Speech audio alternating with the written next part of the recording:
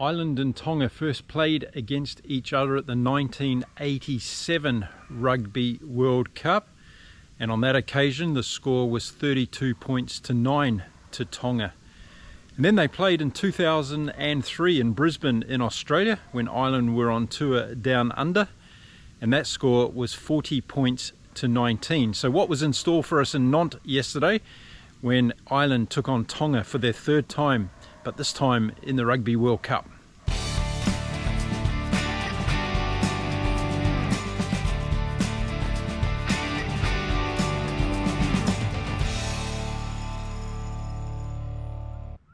Hello and welcome. This is the Inside Rugby Show. My name is Mark and I'm a Kiwi rugby fan living here in beautiful Cancun, Mexico. Just waiting for the moment for the sun to come up this morning.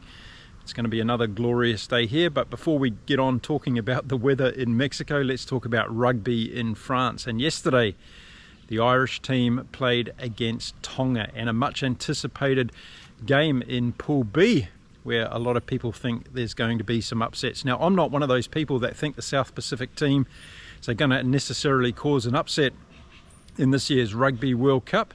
Fiji may go close to doing that, but Samoa and Tonga are not my two teams that are on the list. And as I do this review of the game between Ireland and Tonga yesterday, you'll find out why I think that.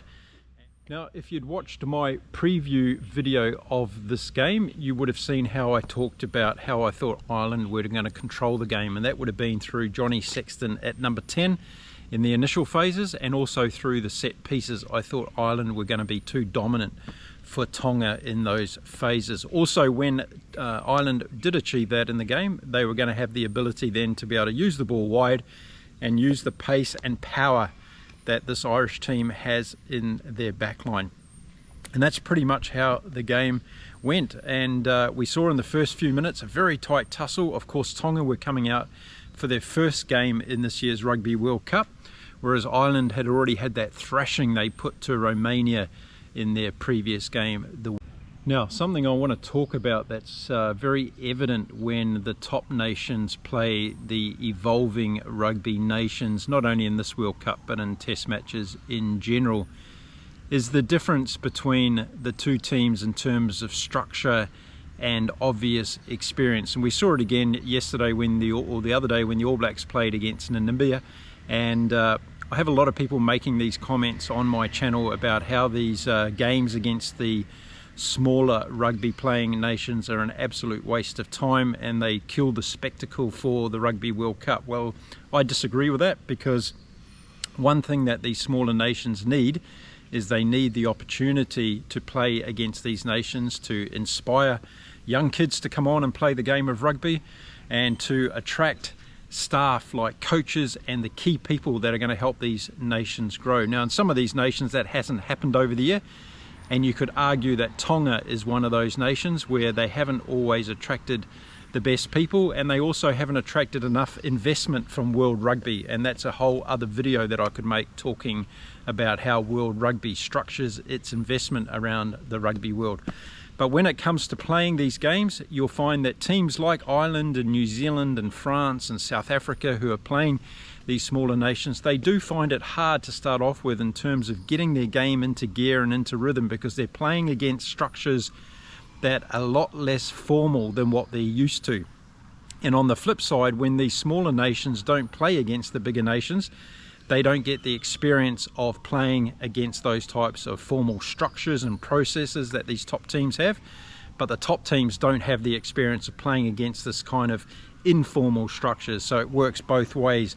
And you see that for a little while in games like this until the top teams work out how to deliver their rhythm and purpose into the game, and then they kick on, and that's what we saw with Ireland yesterday. Now, I had mentioned in my preview video that I thought discipline was going to be a big thing for Tonga in this game, particularly when Ireland started putting pressure on them throughout the game, both in set piece and in open play. I thought Ireland were going to be dominant throughout the game, and it was going to be interesting to see how Tonga were going to be able to counteract that through good discipline. The other factor that I thought might come into this game was that of physicality.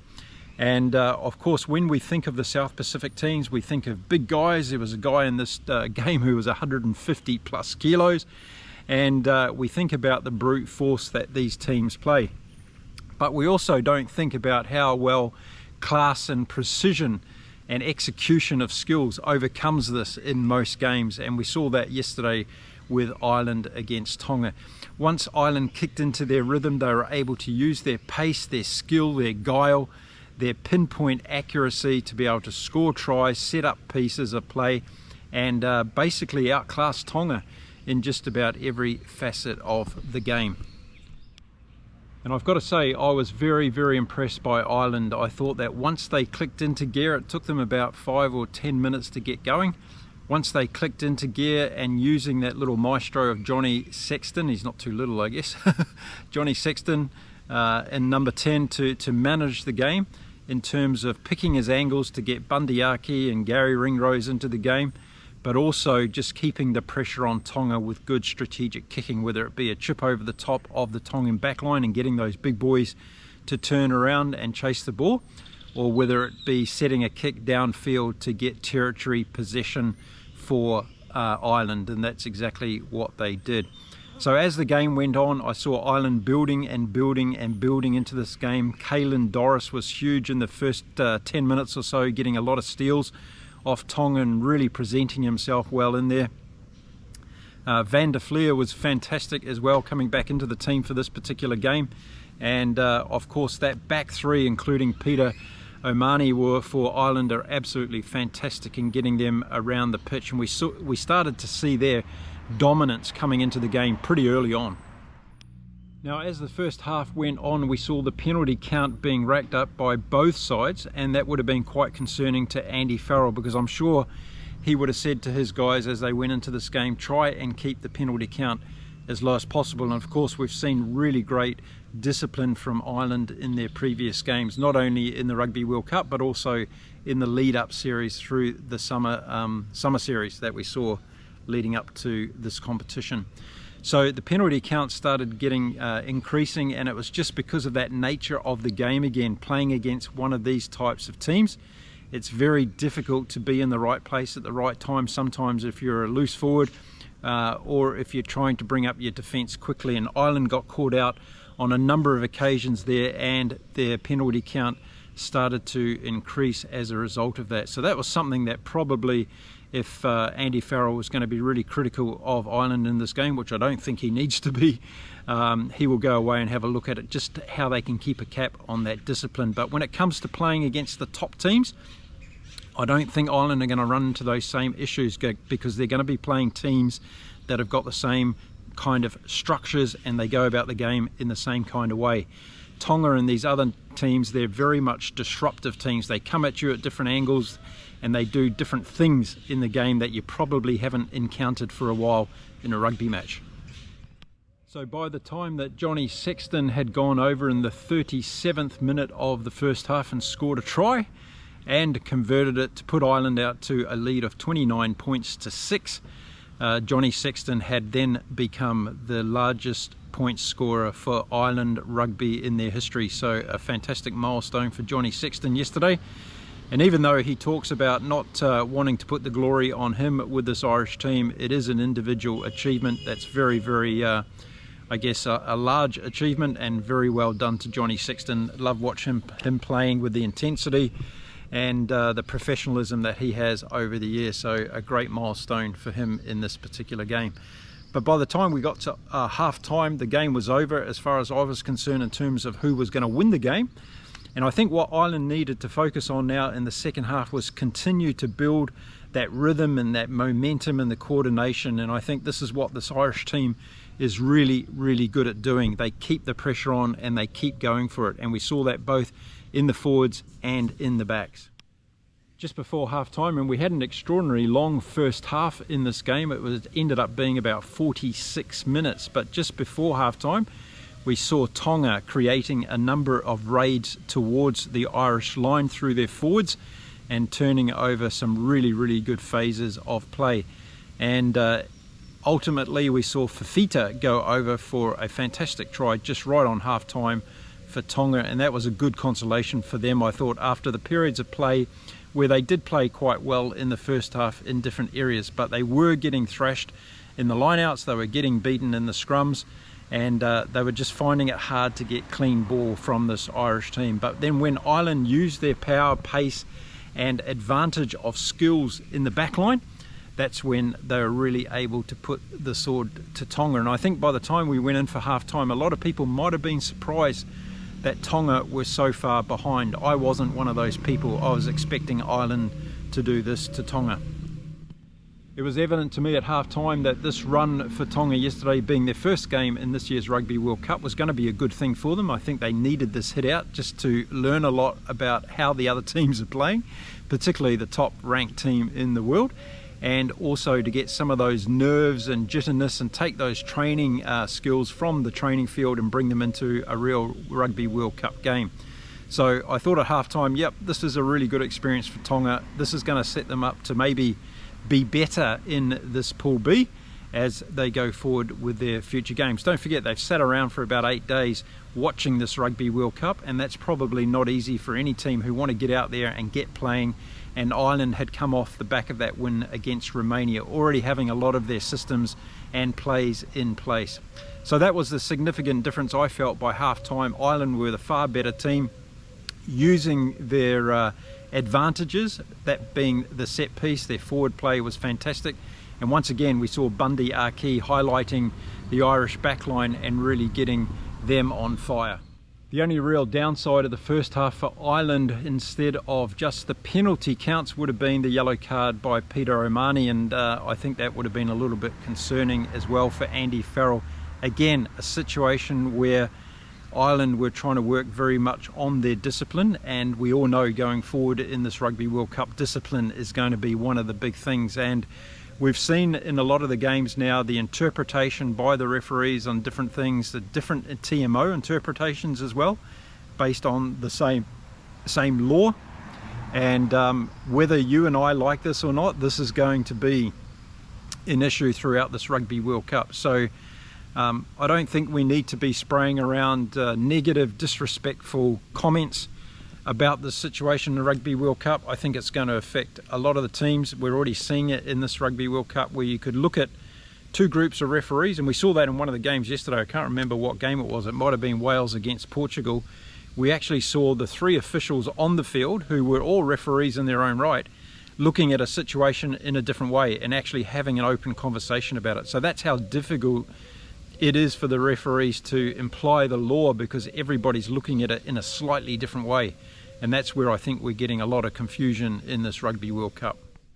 So as the second half got underway, Ireland were down to 14 men. Johnny Sexton was replaced by Ross Byrne, and it was game on as normal for Ireland, I can say, as they rotated their bench in the second half. But I have a smile on my face because, you know, a lot of people are thinking that Tonga were going to maybe give Ireland a very hard time in this game. But as the second half continued, we saw Ireland becoming more and more dominant. We saw Tonga starting to run out of fuel, and those big heavy forwards, who a lot of people think are a huge advantage in these games, and that I think there's this kind of myth around South Pacific teams that they're big and powerful and strong and athletic and all the rest of it, but these guys can't go for 80 minutes, and we see that in most of the games where we see these Pacific nations. And I'm not knocking my Pacific bros, because I love them and I'm part of that world down there, but it's just a reality that these guys who are massive men find it very difficult to go with these top teams for 80 minutes. In fact, they can't go with these top teams for 80 minutes. And the only caveat I would put against that is probably Fiji, because we now see that their players are playing in stronger domestic competitions or Super Rugby down under, and they're starting to get that experience where they've got to play for 80 minutes. They've got to be fitter than they have ever been. Now, I've spent a lot of time in the Pacific Islands over the years, and I know the culture of these people. I know island time and what it's like to live in this beautiful part of the world. And turning these people into professional rugby playing machines is very, very difficult, and it takes a long time to be able to get them up to this kind of standard. And we are seeing it with Fiji now. We see how brilliant they are at sevens, and now they're transferring that ability for an 80-minute game into 15-a-side rugby. But we haven't quite seen it yet from the likes of Samoa and Tonga. We see these teams having big, powerful players, having big hit-ups, having 10 minutes here and there in a game of absolute brilliance. But over the course of an 80 minutes, we see them just lacking that top-end 1% of skill set, game management, and also ability to be able to take these other top teams on using the same structures and platforms that they do.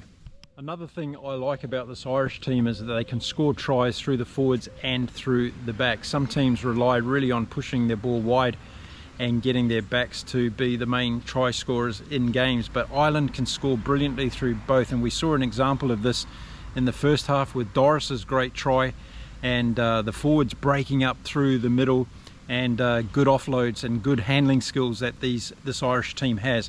And then we saw individual brilliance from like Mac Hansen out on the wing in the first half on the right hand side, coming back infield, passing 3 or 4 Tongan players on the way to the try line. And we've seen also the attributes of Bundy Aki being able to break through the middle for this Irish team and be able to score tries. So that's another thing I'm really liking about this Irish team. They've got the ability and the power to be able to score tries both through the forwards and through the backs.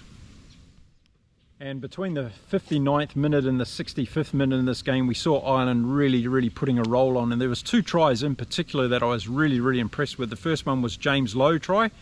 After a really good build-up from Ireland, the ball went out to James Lowe and he darted through for a really good try. And then the second one was the Bundy Aki try around the 63rd minute. He came in on a fantastic angle and then swerved in and away and got a fantastic try for Ireland under the post as well. And that really shows the difference between this Irish team and Irish teams of years gone by, I think. I think they've got really good depth in this team, and they're able to execute their plays when playing against these kinds of nations that have got kind of a disruptive nature. And Ireland kept the pedal on the metal right throughout this game. They didn't let off at all. Yeah, so we saw Ireland and their replacements doing the job as well. Now, I've spoken a lot about Ireland in this video, so I guess it's time to talk a little bit more about Tonga. I thought the Fifita brothers played very well in the forwards for Tonga. Via Fifita, he had a really bad injury during the first half, and if you saw the slow motion replay, if you're like me, you're probably closing your eyes and just waiting for that ankle to snap, but it didn't, fortunately, but he did have a lot of trouble. And it was great to see him get up off the floor and actually score that try just before half-time that I mentioned before. William Havili, I think he played well. He's obviously a good goal kicker. He did well with his goal kicking yesterday. And I think who's the brother of David Havili, if you didn't know, in the All Blacks, William Havili is a good number 10 and actually plays most of his rugby at fullback. So coming into number 10, I think he played well.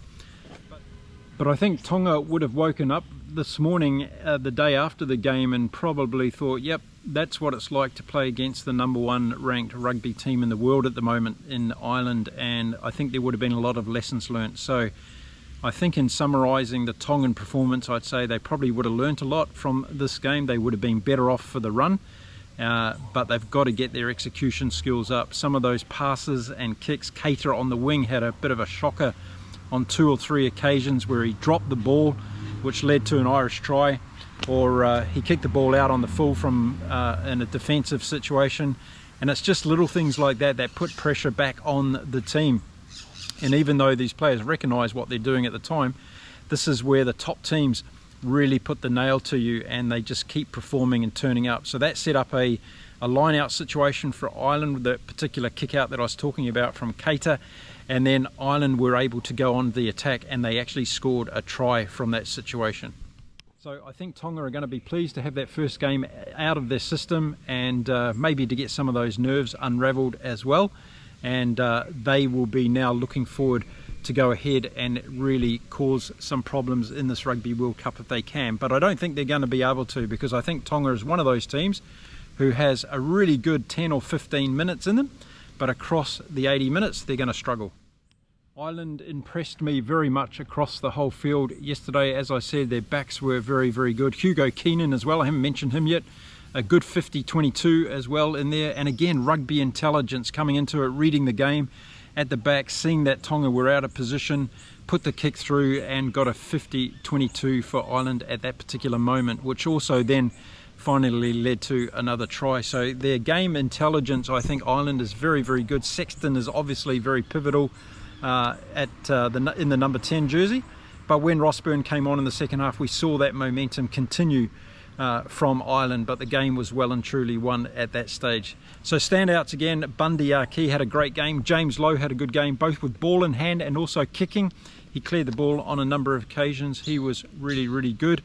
And I thought that we also saw some good performances from Casey when he came on in the second half. And the forwards were immense again. Peter O'Mani, Van der Fleer, and also Caelan Doris in the back three. Keep harping on about these guys. Ryan was really good as well when he was on the field, getting a lot of good ball. So right across the pitch, I saw a very dominant Irish team.